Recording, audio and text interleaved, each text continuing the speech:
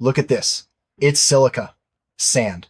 It is the second most abundant element in the Earth's crust.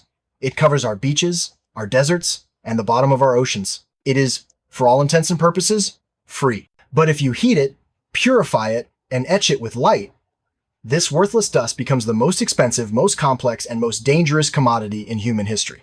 For the last century, we were told that oil is king.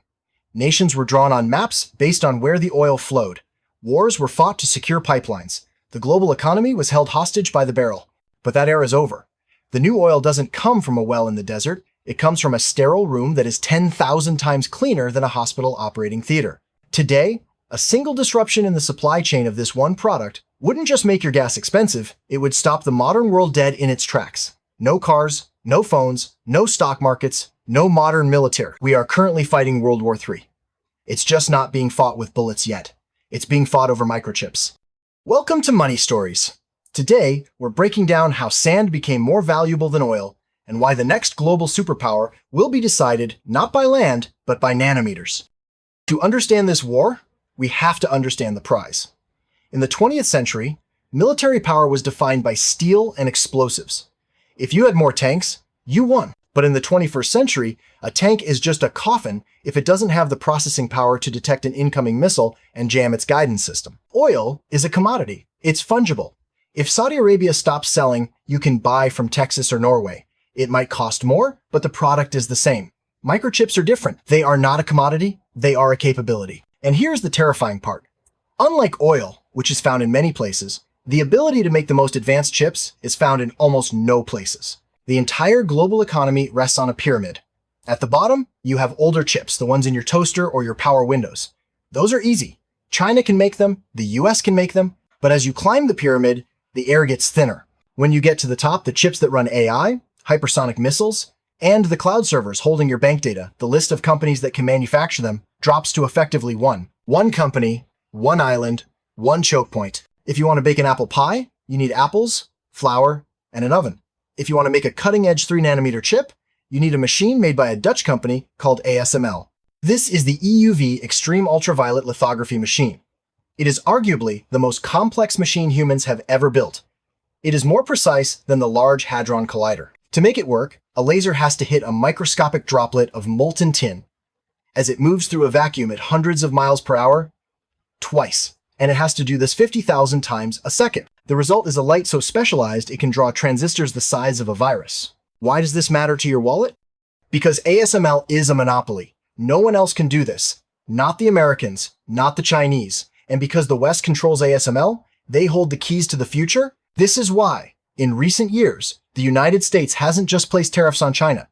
They have orchestrated a blockade. By banning the export of these machines, they are effectively trying to freeze China's technological development in time. It is the modern equivalent of the oil embargoes of the 1940s. And we know how that ended. But having the machine isn't enough. You need someone who knows how to run it. Enter TSMC, Taiwan Semiconductor Manufacturing Company, founded by Morris Chang, a man who was passed over for a CEO role in America. TSMC is the most important company you've never heard discussed at the dinner table. They manufacture 90% of the world's most advanced chips. Think about that. 90%. Apple designs the chips, Nvidia designs the chips, but they don't make them. They just send the blueprints to Taiwan. This creates a geopolitical paradox known as the Silicon Shield. The theory goes like this. Taiwan is so vital to the global economy that the West must defend it. If that island were to go offline, the global cost would be estimated at $2 trillion in the first year alone. But shields can also be targets. For Beijing, Taiwan isn't just a renegade province.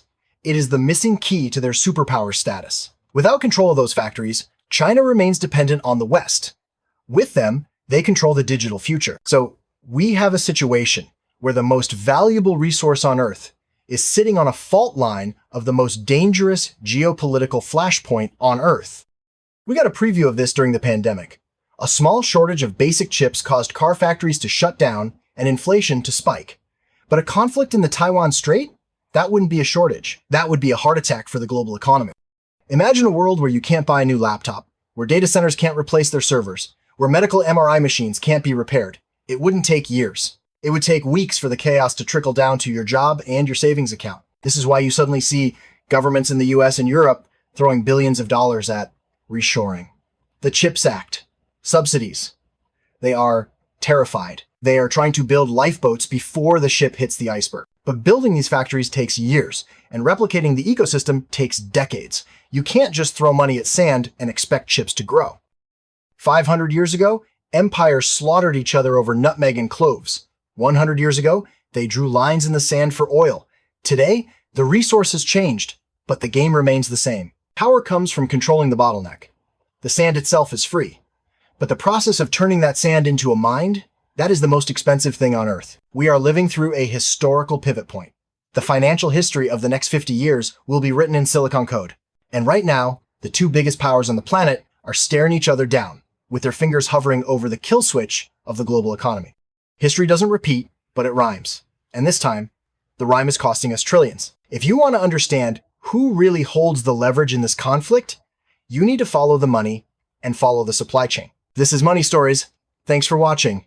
If you found this valuable, subscribe and hit the bell. We'll see you in the next one.